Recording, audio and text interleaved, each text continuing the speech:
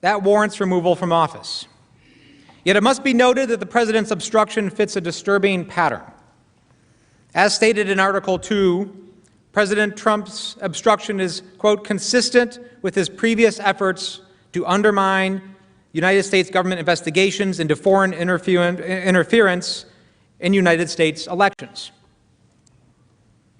Another example is President Trump's attempts to impede the special counsel's investigation into Russian interference with the 2016 election, as well as the President's sustained efforts to obstruct the special counsel after learning that he was under investigation for obstruction of justice. The special counsel's investigation addressed an issue of extraordinary importance to our national security and democracy: the integrity of our elections themselves. Rather than aid the special counsel's investigation, however, President Trump sought to thwart it and used the powers of his office to do it. After learning that he himself was under investigation, President Trump ordered the firing of the special counsel, sought to curtail the special counsel's investigation, instructed the White House counsel to create a false record and make false public statements, and tampered with at least 2 key witnesses in the investigation. The pattern is as unmistakable as it is unnerving. In one moment, President Trump welcomed and invited a foreign nation to interfere in an election to his advantage. In the next, he solicited and pressured a foreign nation to do so. In one moment, President Trump used the powers of his office to obstruct the special counsel. In the next, he used the powers of his office to obstruct the House impeachment inquiry. In one moment, the President stated that he remained free to invite foreign interference in our elections. And the next, he in fact invited additional foreign interference in our elections. And by the way, likewise, China should start an investigation into the Bidens. Indeed, President Trump placed his fateful July 25th call to President Zelensky just one day after the special counsel testified in Congress about his findings. As Professor Gerhardt testified before the Judiciary Committee, quote, "The power to impeach includes the power to investigate. But if the President can stymie this House's impeachment inquiry, he can eliminate the impeachment power as a means for holding him and future presidents accountable for serious misconduct. If left unchecked, the President will likely continue his pattern of soliciting foreign interference on his behalf in the next election." Now, I must emphasize that President Trump's obstruction persists to this day. The second article of impeachment charges a high crime in progress. As a result, the President's wrongdoing did not just harm the House as we have performed our own constitutional duty, it is also harming the Senate, which is being deprived of information you need before the votes you will soon take. And of course, the true victim is the American people, who deserve the full truth. As we've discussed, the President's claims that all the evidence he is hiding and covering up would actually prove his innocence. To borrow a phrase from the late Justice Scalia, that claim, quote, taxes the credulity of the credulous. President Trump has used all the authority of his office to block the full truth from coming to light. He has defied subpoenas and ordered others to do so. He has publicly intimidated and threatened witnesses. He has attacked the House for daring to investigate him. And he has lobbed an endless volley of personal attacks on witnesses and meritless complaints about procedure to sow confusion and distract the American people. The President's abuses are unfolding before our eyes, and they must be stopped. Now, before I conclude, I think you all deserve an explanation from me as to why I am standing here. There's been a lot of conversation the last few years about what makes America great.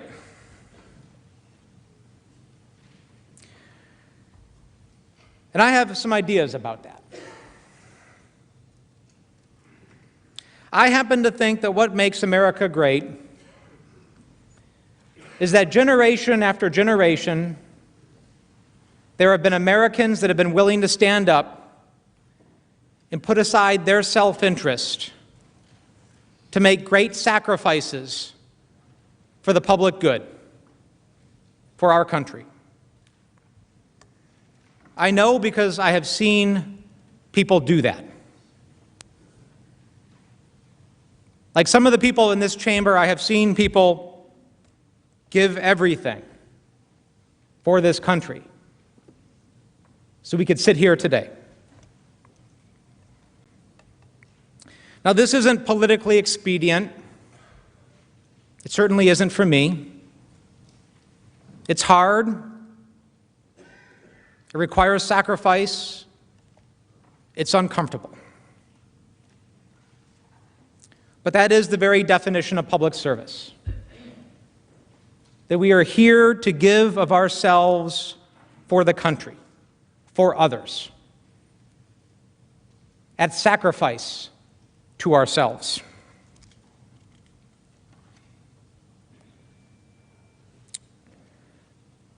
Those who have given so much for this country deserve nothing less from us now than to try to honor those sacrifices.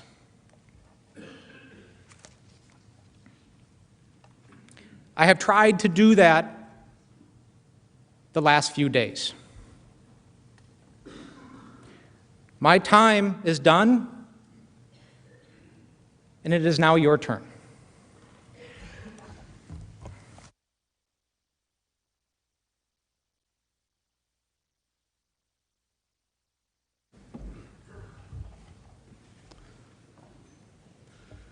Chief Justice, Senators, learned counsel for the President, you'll be pleased to know this is the last presentation of the evening. And as I started last night, I made reference to some good advice I got from an encouraging voice that said, keep it up, but not too long. Tonight I got some equally good advice. To be immortal, you don't need to be eternal. And I will do my best not to be eternal. First point I'd like to make is I'm tired. I don't know about you, but I'm exhausted. And I can only imagine how you feel. But I'm also very deeply grateful for just how you have attended to these presentations and discussions over the last few days. I'm deeply grateful. I can tell how much consideration you have given to our point of view and the President's point of view, and that's all we can ask. At the end of the day, all we can ask is that you hear us out and make the best judgment that you can, consistent with your conscience and our Constitution. Now, I wanted to start out tonight with where we began when we first appeared before you about a week ago, and that is with the resolution itself, with what the President is charged with in the articles and how that holds up now that you have heard the evidence from the House. Donald Trump was impeached in Article 1 for abuse of power, and that article provides that in his conduct of the office of President of the United States and in violation of his constitutional oath faithfully to execute the office of President of the United States and to the best of his ability preserve, protect, and defend the Constitution of the United States, and is in violation of his constitutional duty to take care that the laws be faithfully executed, Donald J. Trump has abused the powers of his presidency in that, using the powers of his high office, President Trump solicited the interference of a foreign government, Ukraine, in the 2020 United States presidential election. President Trump solicited the interference of a foreign government, Ukraine, in the 2020 election. That has been proved. He did so through a scheme or course of conduct that included soliciting the government of Ukraine to publicly announce investigations that would benefit his reelection, harm the election prospects of a political opponent, and influence the 2020 U.S. presidential election to his advantage. That has been proved. President Trump also sought to pressure the government of Ukraine to take these steps by conditioning official U.S. government acts of significant value to Ukraine on its public announcement of the investigations. That has been proved. President Trump engaged in the scheme or course of conduct for corrupt purposes in pursuit of personal political benefit. That has been proved. In doing so, President Trump used the power of the presidency in a manner that compromised the national security of the United States and undermined the integrity of the United States democratic process. That has been proved. He thus ignored and injured the interests of the nation. That has been proved. President Trump engaged in this scheme or course of conduct through the following means. President Trump, acting both directly and through his agents within and outside the United States government, corruptly solicited the government of Ukraine to publicly announce investigations into a political opponent, former Vice President Joseph R. Biden Jr. That has been proved. A discredited theory promoted by Russia alleging that Ukraine, rather than Russia, interfered in the 2016 United States presidential election. That has been proved. With the same corrupt motives, President Trump, acting both directly and through his agents within and outside the U.S. government, conditioned two official acts on the public announcements that he had requested: the release of $391 million of U.S. taxpayer funds that Congress had appropriated on a bipartisan basis for the purpose of providing vital military and security assistance to Ukraine to oppose Russian aggression, and which President Trump had ordered suspended. That has been proved. And B, a head of state meeting at the White House, which the President of Ukraine sought to demonstrate continued United States support for the government of Ukraine in the face of Russian aggression. That has been proved.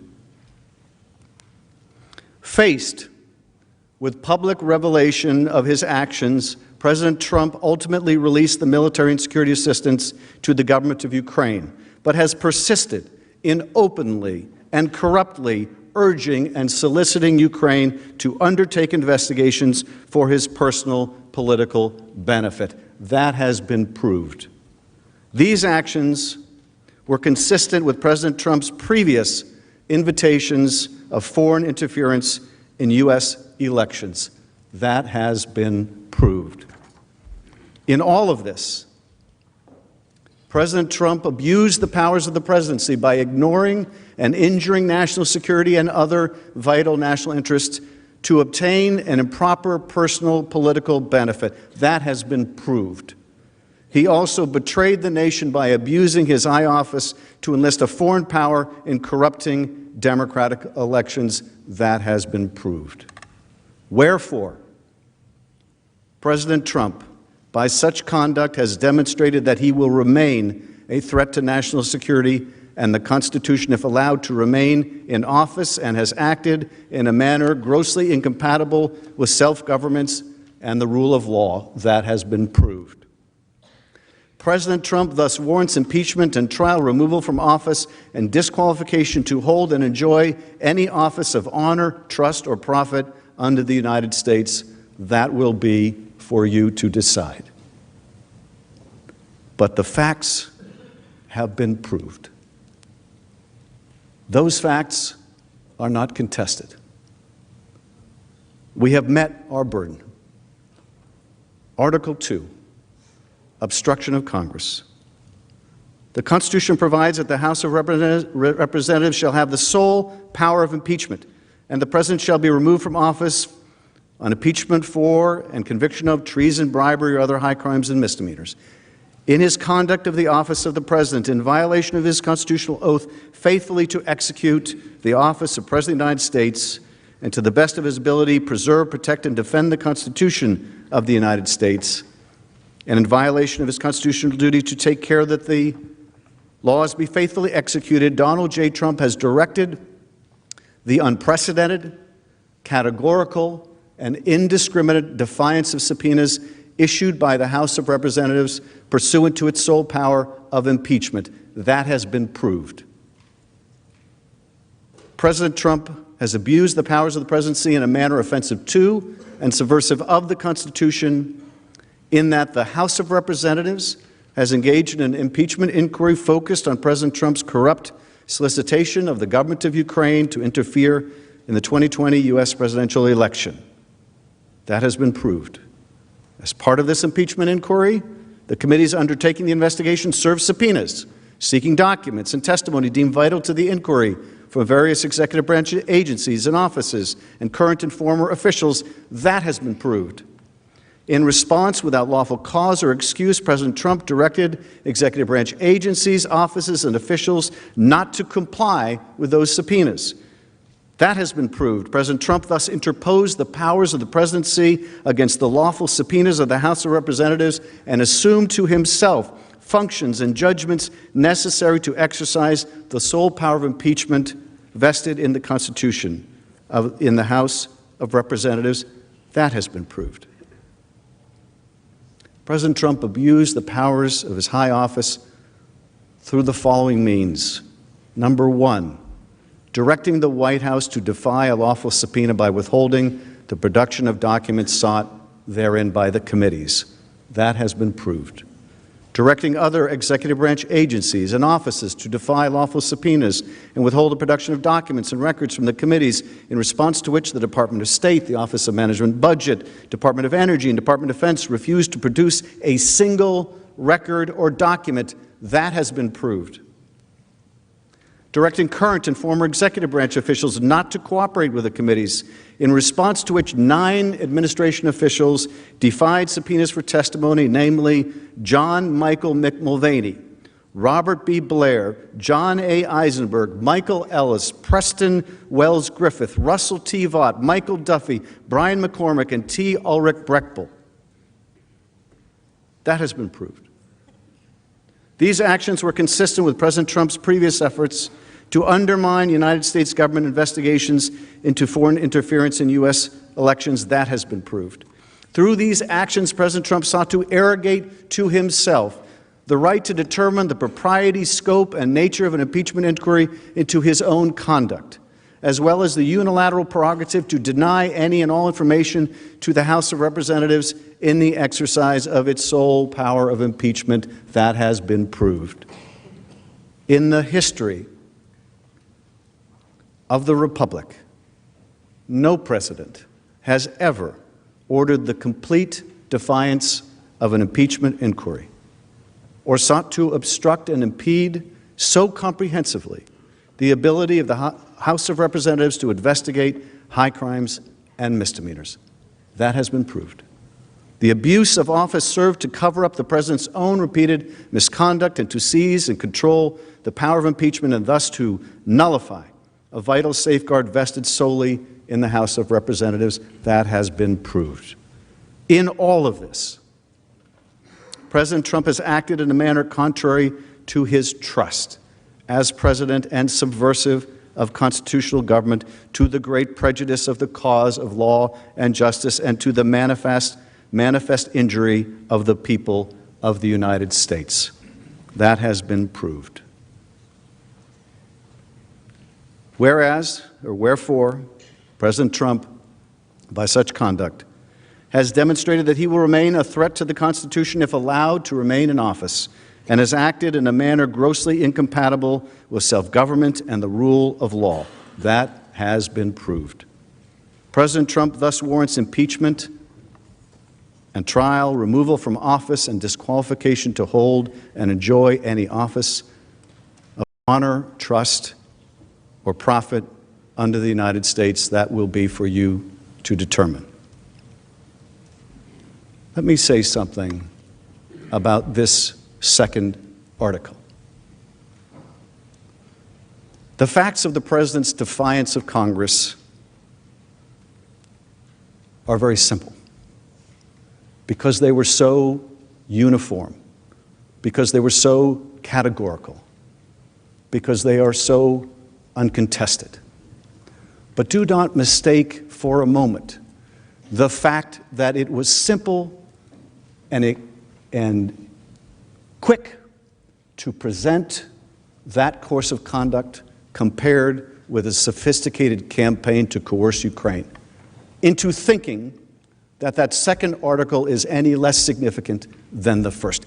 Do not believe that for a moment.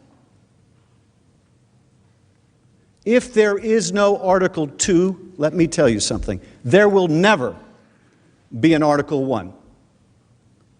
If there's no Article 2, there will never, of any kind or shape or form, be an Article 1. And why is that? Because if you and we lack the power to investigate a president, there will never be an Article 1. Whether that Article 1 is abuse of power, or that Article 1 is treason, or that Article 1 is bribery, there will never be an Article 1 if the Congress can't investigate an impeachable offense. If the Congress cannot, because the president prevents it, investigate the president's own wrongdoing, there will never be an Article 1. Because there will be no more impeachment power. It will be gone. It will be gone. As I said before, our relationship with Ukraine will survive. God willing, our relationship with Ukraine will survive, and Ukraine will prosper, and we will get beyond this ugly chapter of our history. But if we are to decide here that a president of the United States can simply say, under Article 2, I can do whatever I want, and I don't have to treat a co-equal branch of government like it exists. I don't have to give it any more than the back of my hand. That will be an unending injury to this country. Ukraine will survive, and so will we, but that will be an unending injury to this country, because the balance of power that our founders set out will never be the same. Will never be the same. If a president can simply say, I'm going to fight all subpoenas. And I'll tell you something else. Truism in the courts is just as true here in the Senate, where they say justice delayed is justice denied. You give this president or any other the unilateral power to delay as long as he or she likes, to litigate matters for years and years in the courts, and do not fool yourself into thinking it is anything less. In April, it will be a year since we subpoenaed Don McGahn, and there is no sign of an end to that case. And I'll tell you, when it gets to the Supreme Court, you might think that's the end, and that's just the end of the first chapter. Because Don McGahn is in court saying, I'm absolutely immune from testimony. Now, that's been rejected by every court that's looked at it. But we'll see what the Court of Appeals says, and then we'll see if it goes to an en banc Court of Appeals, and then we'll see what the Supreme Court says. And when we prevail in the Supreme Court, you know what happens? That's not the end of the matter. It comes back to the trial court, and then, well, they can't claim absolute immunity anymore. They can't claim that we don't even have to bother showing up. So now we're going to turn to Plan B, executive privilege. We're going to say we can't and won't answer any of the questions that are really pertinent to your impeachment inquiry, and let's start out in district court, and then go to the Court of Appeals, and then go en banc, and then go to the Supreme Court. You can game the system for years. Justice delayed is justice denied, and so is true about presidential accountability. So, when you suggest, or I suggest, or anyone suggests, or the White House suggests, why doesn't the Congress, why didn't the House just exhaust their remedies? As if in the Constitution, where it says the House shall have the sole power of impeachment, there's an asterisk that says, after exhausting all court remedies, and first seeking court in the district court, and then seeking relief in the Court of Appeals, and after that going to the Supreme Court. Let's not kid ourselves about what that really means. What that really means is you allow the president to control the timing of his own impeachment, or if it will ever be permitted, to come before this body. That is not an impeachment power. That is the absence of an impeachment power. Article 2 is every bit as important as Article 1. Without Article 2, there is no Article 1 ever again, no matter how egregious this president's conduct or any other. It is fundamental to the separation of powers. If you can't have the ability to enforce an impeachment power, you might as well not put it in the Constitution. Now, shortly, the president's lawyers will have a chance to make their presentation. And as we will not have the ability to respond to what they say, I want to give you a little preview of what I think they're going to have in store for you, so that when you do hear it, you can put it into some perspective. I expect that they will attack the process. I don't think that's any mystery. But I want to tell you both what I expect they will share with you and what it really means. When you cut through all the chaff, what does it really mean that they're saying? So here's what I expect that they will tell you. The process was so unfair. It was the most unfair in the history of the world. Because in the House, they took depositions. How dare they take depositions? How dare they listen to Trey Gowdy? How dare they follow the Republican procedures that preceded their investigation? How dare they? And they were so secret in the bunker in the basement, as if whether it's on the ground floor or the basement or the first floor makes any difference. Those super secret depositions in which only 100 members of Congress, equivalent to the entire Senate, could participate. That's how secret they were. That's how exclusive they were. Every Democrat, every Republican on 3 committees could participate. Of course, that wasn't enough, so you had even more storm the skiff, right? So you have 100 people can participate, but you heard earlier, but the Republicans weren't allowed to participate. Okay, that's just false. You know how we did it in those super secret depositions? And you can look this up yourself because we released the transcripts. We got an hour, they got an hour. We got 45 minutes, they got 45 minutes. And we did that back and forth until everyone was done asking their questions. Now you'll hear, oh, Chairman Schiff was so unfair, he wouldn't allow us to ask our questions. Well, there were certain questions I didn't allow. Questions like, who's the whistleblower? Because we want to punish that whistleblower. Because yes, some of us in this House and in this House believe we ought to protect whistleblowers.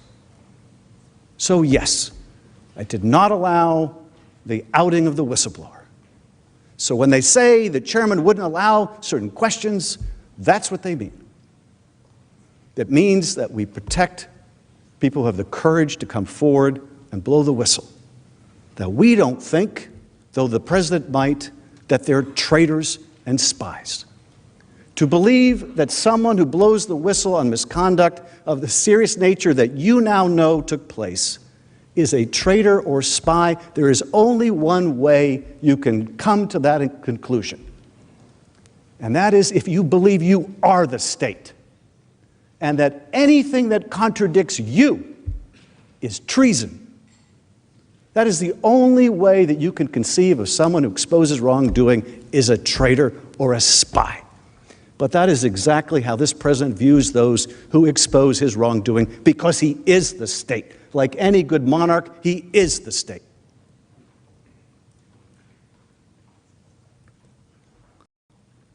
And you'll hear the president wasn't allowed to participate in the Judiciary Committee. Well, that's false too, as you've heard. The president had the same rights in our proceedings as President Nixon and President Clinton. But nonetheless, you'll hear it was so unfair. And one other thing that was really unfair is all the subpoenas were invalid because the House didn't pass a resolution announcing its impeachment inquiry. Never mind that we actually did. The problem was They said, well, we hadn't, and then we did, and then the problem was, well, you did. Now, of course, as you know, the Constitution says the House will have the sole power of impeachment. If we want to do it by House resolution, we can do it by House resolution. If we want to do it by committee, we can do it by committee. It is not the President's place to tell us how to conduct an impeachment proceeding any more than it is the President's place to tell you how you should try it. So when you see that 8-page diatribe from the White House counsel saying, we should have been able to have a resolution in the House, or we should have been able to have this, what you should hear, what they really mean is Donald Trump had the right to control his own impeachment proceeding. And it's an outrage that Donald Trump didn't get to write the rules of his own impeachment proceeding in the House. You give a president that right, there is no impeachment power. But when you hear them say that, when you hear them complain about depositions that were the same as the Republicans, or the right to participate that was the same in Clinton and Nixon, and by the way, they weren't allowed to call witnesses, they said. Well, 3 of the 12 witnesses that we heard in our open hearings were the minority witness requests. So you'll hear those arguments, the most unfair in history. The fact is, we had the same process. In those other impeachments, the majority did not surrender its subpoena power to the minority. You know what it did? It said, you can subpoena witnesses, and if the majority doesn't agree, you can force a vote. That is the same process we had here. The majority does not surrender its subpoena power. Didn't in the prior impeachments, didn't in this one. When they say the process was unfair, what they really mean is, don't look at what the president did. For God's sake, don't look at what the president did. Now, you'll also hear, I think the second thing you'll hear from the president's team is attack the managers. Those managers are just awful. They're terrible people, especially that Schiff guy. He's the worst. He's the worst. And Exhibit A, he mocked the president. He mocked the president. He mocked the president as if he was shaking down the leader of another country, like he was an organized crime figure. He mocked the president. He said, it was like the president said, listen, Zelensky, because I'm only going to say this 7 times.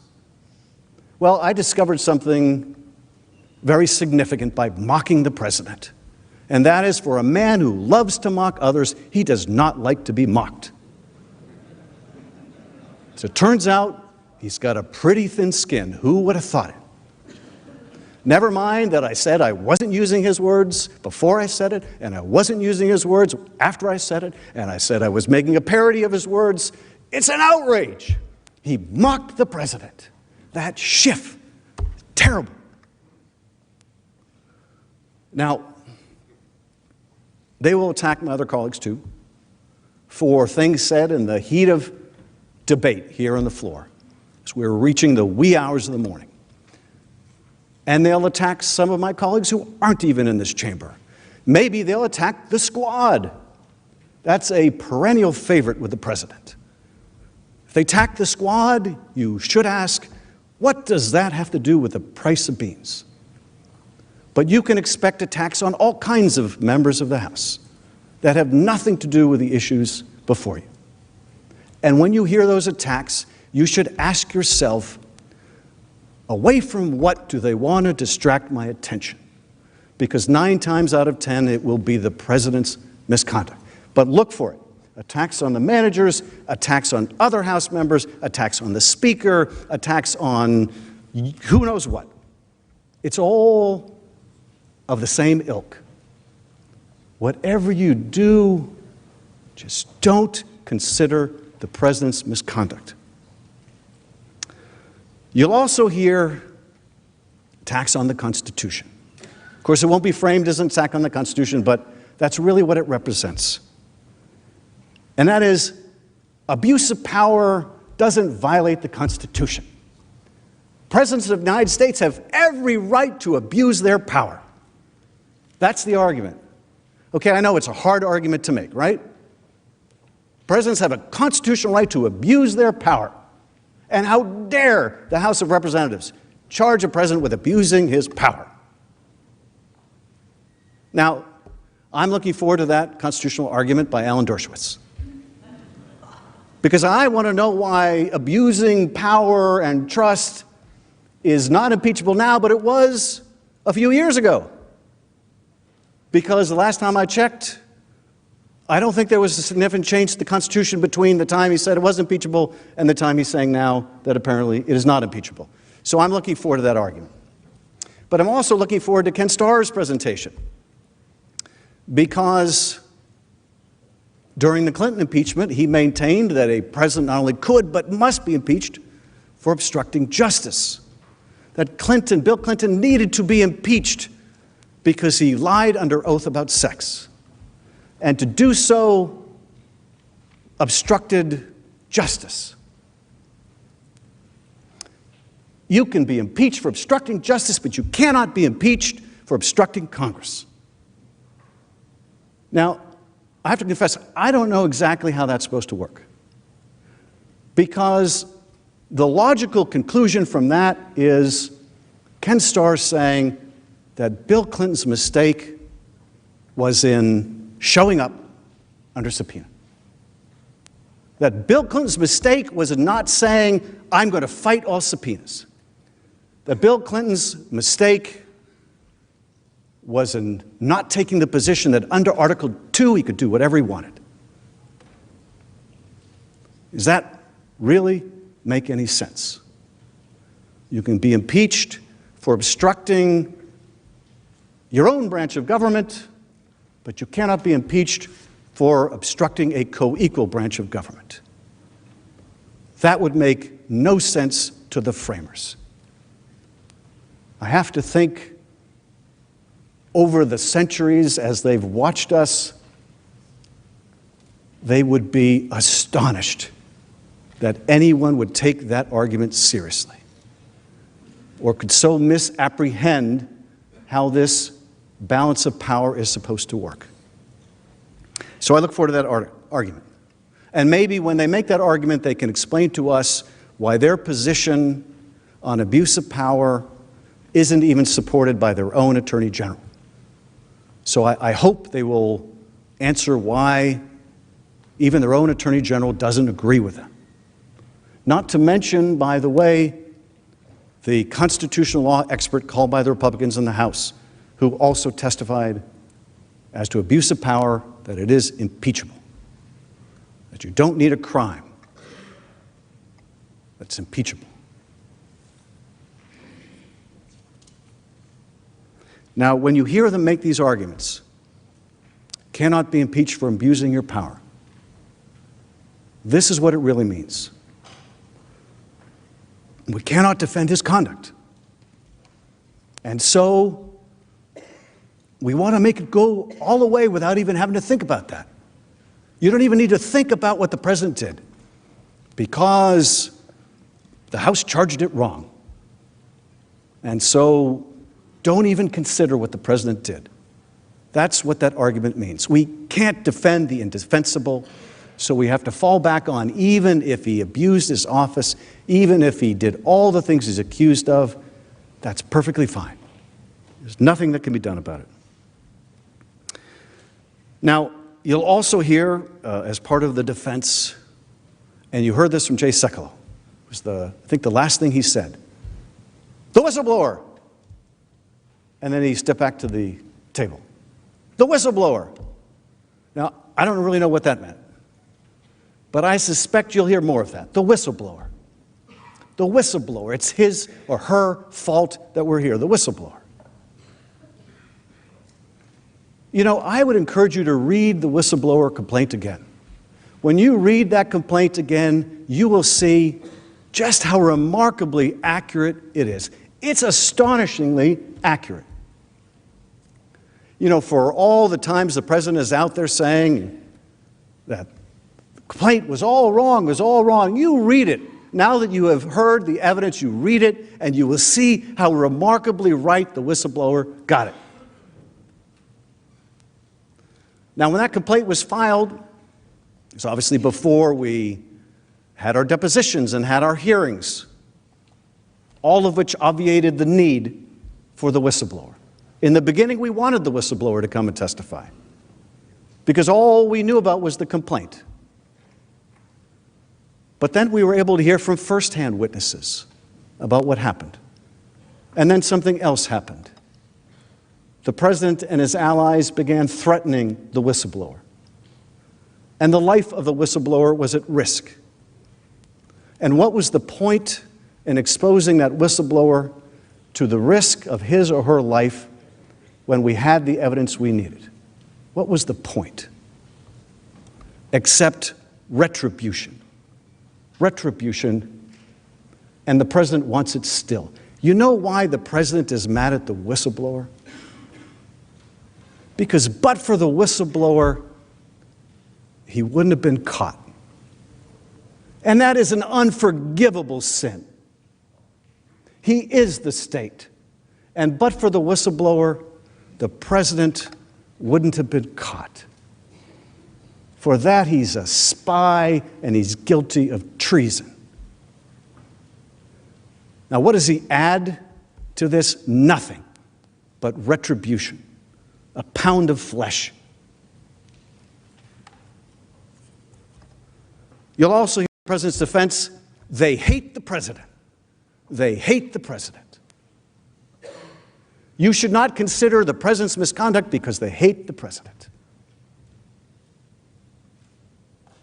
Now, what I've said, I leave you to your own judgments about the president. I only hate what he's done to this country. I grieve for what he's done to this country. But when they make the argument to you that this is only happening because they hate the president, it is just another of the myriad forms of please do not consider what the president did. Whether you like the president or you dislike the president is immaterial. It's all about the Constitution and his misconduct. If it meets the standard of impeachable conduct as we have proved, it doesn't matter whether you like him. It doesn't matter whether you dislike him. What matters is whether he is a danger to the country because he will do it again. And none of us can have confidence based on his record that he will not do it again because he is telling us every day that he will. Now you'll hear the further defense that Biden is corrupt, that Joe Biden is corrupt, that Hunter Biden is corrupt. This is their defense. This will be another defense. Because what they hope to achieve in the Senate trial is what they couldn't achieve through their scheme. If they couldn't get Ukraine to smear the Bidens, they want to use this trial to do it instead. So let's call Hunter Biden. Let's smear the Bidens. Let's succeed in the trial with what we couldn't do with this scheme. That's the goal.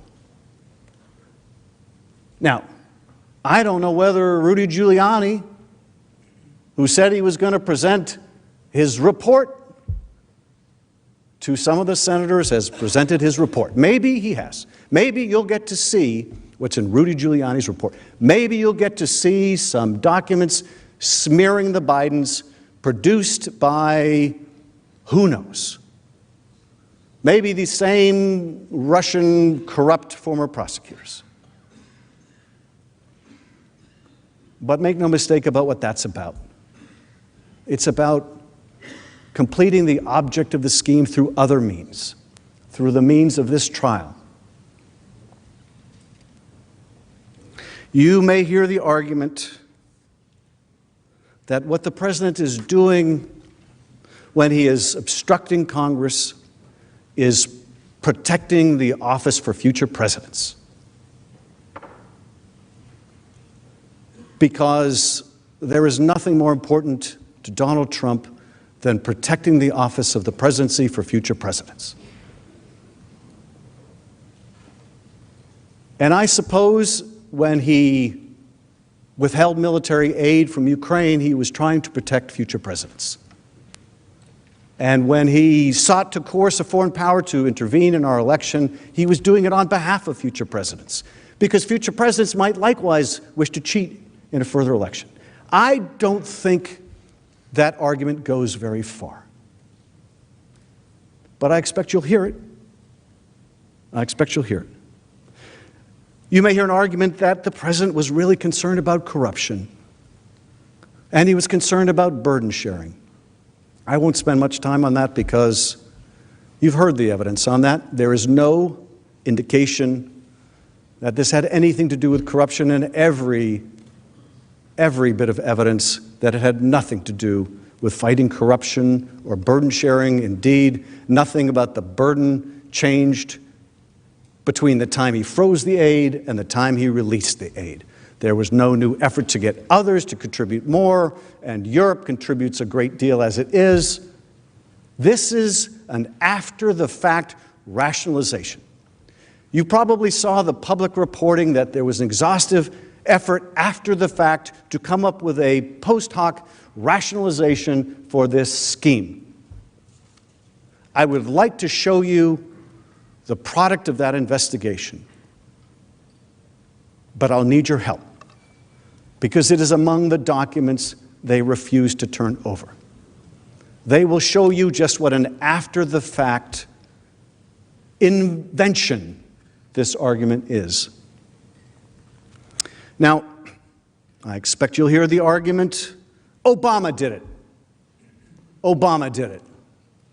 Now, that may take several different forms, but the form of Obama did it that I'm referring to is Obama also withheld aid. Honestly, I think that argument is an insult to our intelligence, because the argument is Obama withheld aid from Egypt, and he made a condition with it. Obama withheld aid from Egypt after they had a revolution, and circumstances changed. And you know something? He didn't hide it from Congress. In fact, Congress supported it. And yes, there are times when we withhold aid for a good policy reason, not a corrupt effort to get help in your election. The American people know the difference between right and wrong. They can recognize the difference between aid that is withheld for a malicious purpose and aid that is held in the best interests of our national security. But you'll hear the Obama did it argument. You will hear the call was perfect. You'll hear the call was perfect. Now, I suspect the reason they will make the argument the call was perfect is because the president insists that they do. I don't think they really want to have to make that argument. You wouldn't either. But they have a client to represent, and so they will make the argument the call was perfect.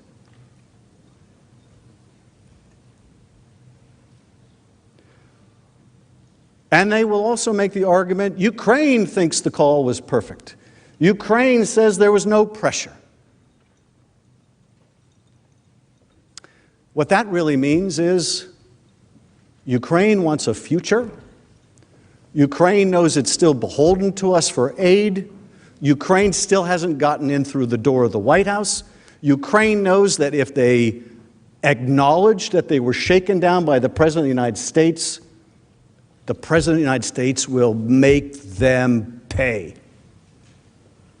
So when you hear them say Ukraine felt no pressure, and their proof is because the Ukraine president doesn't want to call the President of the United States a bad name, you'll know why. Because they need America. They need America. The framers did not expect you to leave your common sense at the door. Now, you'll also hear the defense. The president said there was no quid pro quo. The president said there was no quid pro quo. I guess that's the end of the story. This is a well-known principle of criminal law that if the defendant says he didn't do it, he couldn't have done it. If the defendant learns that he's been caught and he says he didn't do it, he couldn't have done it. That doesn't hold up in any court in the land. It shouldn't hold up here. You also hear a variation of the argument, no harm, no foul. They got the money. They got the money. And they got the meeting even though they didn't. They got the meeting on the sideline of the UN. It was kind of a drive-by, but they got a meeting. No harm, no foul, right? A meeting on the sidelines is pretty much the same thing, right, as a head of state meeting in the Oval Office? Of course it's not. Why do you think at that meeting at the United Nations, the president of Ukraine was still saying, hey, when am I going to get to come to town? He certainly recognizes the difference, and we should too. What's more, there's every bit of harm and every bit of foul in withholding aid from an ally at war and releasing it only when you're caught. Russia knows now about the wedge in our relations with Ukraine. The moment Russia found out about this, and I have to imagine, given how good their intel services are, they did not have to wait for Politico to break the story any more than Ukraine did. In fact, there's so deep a penetration of Ukraine, I would have to expect the Russians would have found out at least as early as the Ukrainians did, if not earlier. The moment Ukraine learned and Russia learned, there was harm. Because Ukraine knew they couldn't trust us. Russia knew they could take advantage of us. There was immediate harm. And because someone is caught, because a scheme is thwarted, doesn't make that scheme any less criminal and corrupt. You get no pass when you get caught. Now, I expect one of the defenses you'll see is they will play you certain testimony from the House, where my colleagues on the other side of the aisle ask questions like, did the president ever say he was bribing Ukraine? Did you ever see him actually bribe Ukraine? Did you hear him say that he was going to bribe Ukraine? Did you personally see this yourself? And if you didn't see it, if he didn't lay it out for you, then it couldn't have happened. 2 + 2 does not equal 4. You are not allowed to consider anything except for a televised confession by the president. And even then, don't consider it. So I imagine you'll hear some of that testimony where witnesses are asked, they work for the Defense Department, well, did the president ever tell you that he was conditioning the aid? Never mind that these are people who don't necessarily even talk to the president. But I expect you'll see some of that.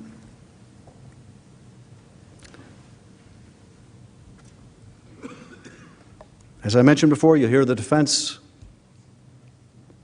We claim privilege. You can't impeach the president over the exercise of privilege.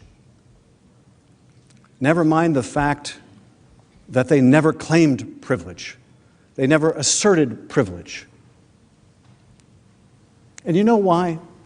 You know why they never actually invoked privilege in the House? Is because they know that if they did, they'd have to produce the documents and they'd have to show what they were redacting, and they didn't want to do even that.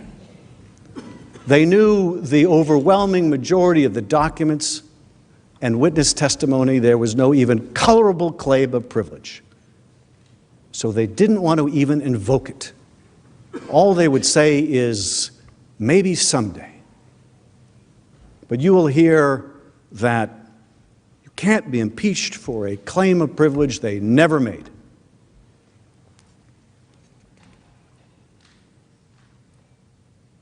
So what do all these defenses mean? What do they mean? What do they mean collectively when you add them all up? What they mean is, under Article 2, the president can do whatever he wants. That's really it.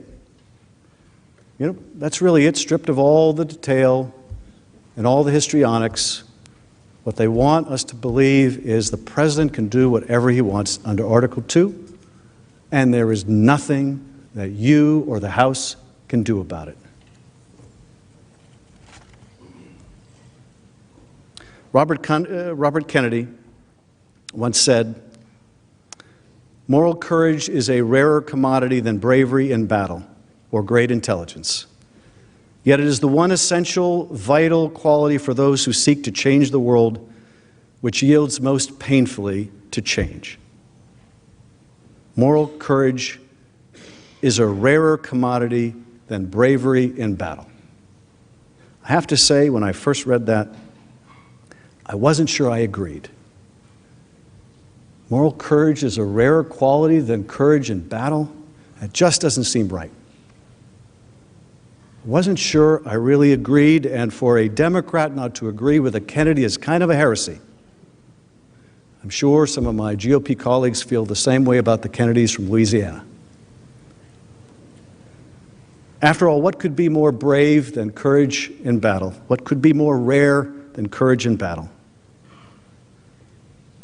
But then I got to visit, as I know all of you have, our service members around the world, and see just how blessed we are with an abundance of heroes by the millions who have joined the service of this country.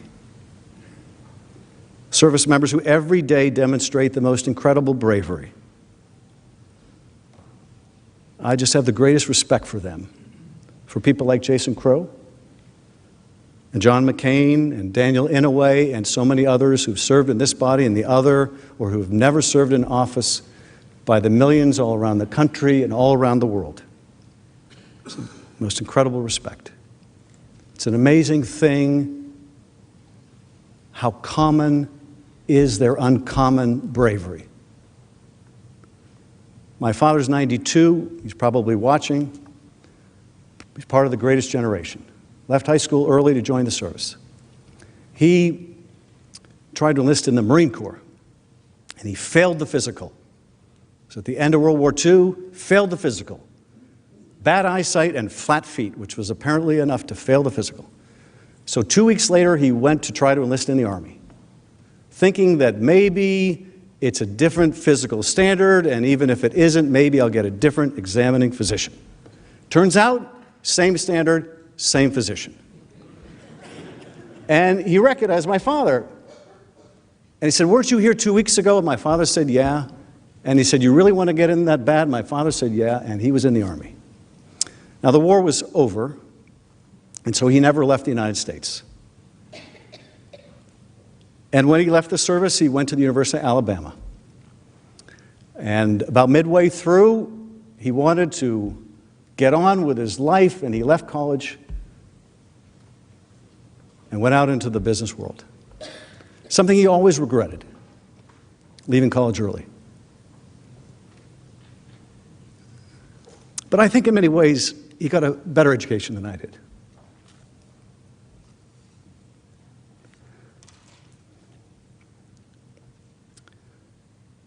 I think that I was lucky to get a good education. But I think those like Jason and others who served in the military and also went to school got the best education. Because I think there's some things you can only learn by being in the military. Certainly, you can't really learn, I think, about war without going to war. And maybe there are things you just can't learn about life without going to war. So those of you that have served have the most complete education I think there is. But even so, is moral courage really more rare than that on the battlefield? And then I saw what Robert Kennedy meant by moral courage. Few, he said, are willing to brave the disapproval of their fellows, the censure of their colleagues, and the wrath of their society. And then I understood by that measure just how rare moral courage is. How many of us are willing to brave the disapproval of our fellows, the censure of our colleagues, and the wrath of our society?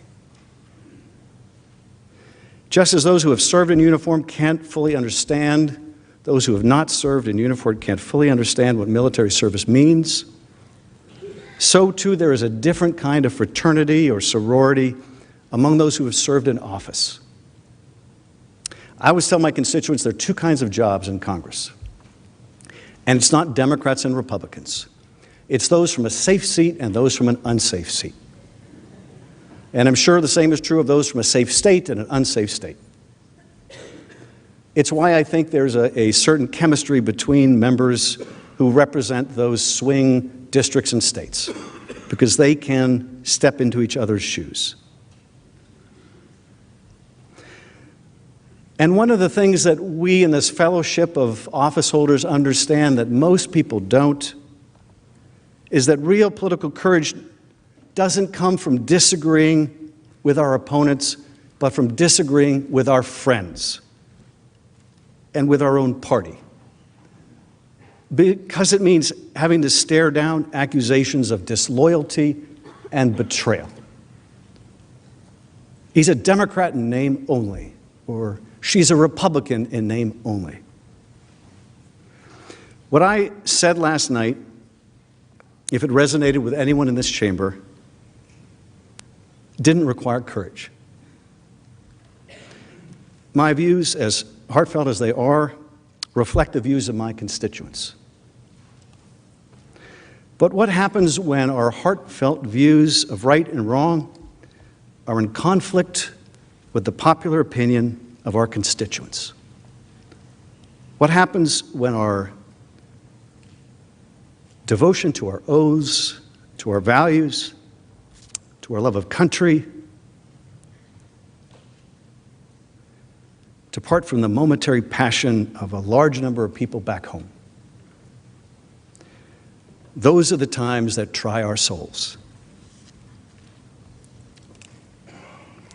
CBS News reported last night that a Trump confidant said that GOP senators were warned, vote against your president, vote against the president, and your head will be on a pike.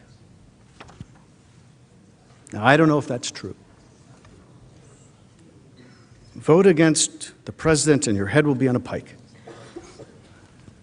I have to say, when I read that, and again, I don't know if that's true, but when I read that, I was struck by the irony. By the irony. I hope it's not true. I hope it's not true. But I was struck by the irony of the idea when we're talking about a president who would make himself a monarch, that whoever that was would use the terminology of a penalty that was imposed by a monarch, a head on a pike. Just this week, America lost a hero, Thomas Railsback. He passed away on Monday, the day before this trial began. Some of you may have known or even served with Congressman Thomas Railsback. He was a Republican from Illinois, and the second-ranking member on the House Judiciary Committee when that committee was conducting its impeachment inquiry into President Nixon. In July of 1974, as the inquiry was coming to a close, Congressman Railsback began meeting with a bipartisan group of members of the House, 3 other Republicans and 3 Democrats. Here in the Senate, they might have called them the Gang of 7. They gathered and they talked and they labored over language and ultimately helped develop a bipartisan support for the articles that led a group of Republican senators, including Barry Goldwater and Howard Baker, to tell President Nixon that he must resign. Some say that the Nixon impeachment might not have moved forward were it not for those 4 courageous Republicans led by Congressman Railsback. And it pained the congressman because he credited Nixon with giving him his seat, with getting him elected. He did it because he said, because seeing all the evidence, it was something we had to do because the evidence was there. One of his aides, Ray LaHood, eulogized him, saying he felt an obligation to the Constitution to do what is right. Now soon, members of this body will face the most momentous of decisions. Not, as I said at the outset, between guilt and innocence, but a far more foundational issue. Should there be a fair trial? Shall the House be able to present its case with witnesses and documents through the use of subpoenas, as has been the case in every impeachment trial in history? Now, the President's lawyers have been making their case outside of this chamber, threatening to stall these proceedings with the assertion of false claims of privilege. Having persuaded this body to postpone consideration of the witnesses and documents, they now appear to be preparing the ground to say it will be too late to consider them next week. But consider this. Of the hundreds of documents that we have subpoenaed, there is no colorable claim and none has been asserted. To the degree that you could even make a claim, that claim has been waived. To the degree that even superficially a claim would attach, it does not conceal misconduct. And what's more, to the degree that there were a dispute over whether a privilege applied, we have a perfectly good judge sitting behind me, empowered by the rules of this body to resolve those disputes. And when the Chief Justice decides where a narrow application of privilege ought to apply, you will still have the power to overrule him. How often do you get the chance to overrule a Chief Justice of the Supreme Court? You have to admit it's every legislator's dream. So let us not be fooled by the argument that it will take too long, or persuaded that the trial must be over before the State of the Union. This is no parking ticket we are contesting, no shoplifting case we are prosecuting. It is a matter of high crimes and misdemeanors. How long is too long to have a fair trial, fair to the President and fair to the American people? The American people do not agree on much, but they will not forgive being deprived of the truth, and certainly not because it took a back seat to expediency. In his pamphlet of 1777, The American Crisis, Thomas Paine wrote, "Those who expect to reap the blessings of freedom must undergo the fatigue of supporting it." Is it too much fatigue to call witnesses and have a fair trial? Are the blessings of freedom so meager that we will not endure the fatigue of a real trial with witnesses and documents? President Lincoln, in his closing message to Congress in December 1862, said this: "Fellow citizens, we cannot escape history. We of this Congress and this administration will be remembered in spite of ourselves. No personal significance or insignificance can spare one or another of us. The fiery trial through which we pass will light us down in honor or dishonor to the latest generation." I think he was the most interesting president in history. He may be the most interesting person in our history. This man who started out dirt poor, like hundreds of thousands of other people at the time. He had nothing. No money, no education. He educated himself. educate himself, but he had a brain in that head, a brilliance in that mind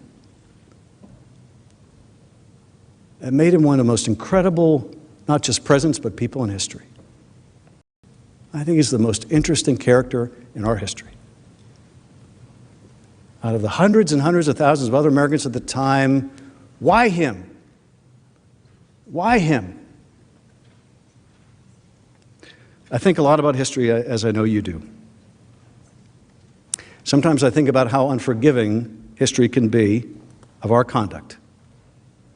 We can do a lifetime's work, draft the most wonderful legislation, help our constituents, and yet we may be remembered for none of that. But for a single decision, we may be remembered, affecting the course of our country. I believe this may be one of those moments, a moment we never thought we would see, a moment when our democracy was gravely threatened, and not from without, but from within. Russia, too, has a constitution. It's not a bad constitution. It's just a meaningless one. In Russia, they have trial by telephone. They have the same ostensible rights we do to a trial. They hear evidence and witnesses, but before the verdict is rendered, the judge picks up the telephone and calls the right person to find out how it's supposed to turn out. Trial by telephone. Is that what we have here? Trial by telephone? Someone on the other end of the phone dictating what this trial should look like? The founders gave us more than words. They gave us inspiration. They may have receded into mythology, but they inspire us still. And more than us, they inspire the rest of the world. They inspire the rest of the world. From their prison cells in Turkey, journalists look to us. From their internment camps in China, they look to us. From their cells in Egypt, those who gathered in Tahrir Square for a better life look to us. From the Philippines, those that were the victims and their families of mass extrajudicial killing, they look to us. From Elgin Prison, they look to us. From all over the world, they look to us. And increasingly, they don't recognize what they see. It's a terrible tragedy for them. It is a worse tragedy for us, because there's nowhere else for them to turn. They're not going to turn to Russia. They're not going to turn to China. They're not going to turn to Europe with all of its problems. They look to us because we are still the indispensable nation. They look to us because we have a rule of law. They look to us because no one is above that law. And one of the things that separates us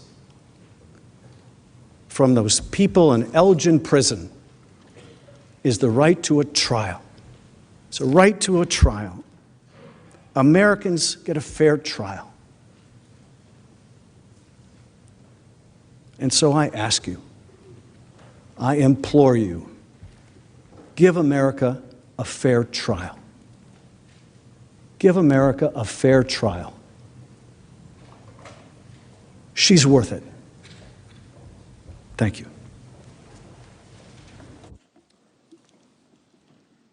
The Majority Leader is recognized. Mr. Chief Justice, I ask unanimous consent the trial adjourn until 10 a.m. Saturday, January 25th, and this order also constitute the adjournment of the Senate. Without objection, so ordered. The Senate is adjourned.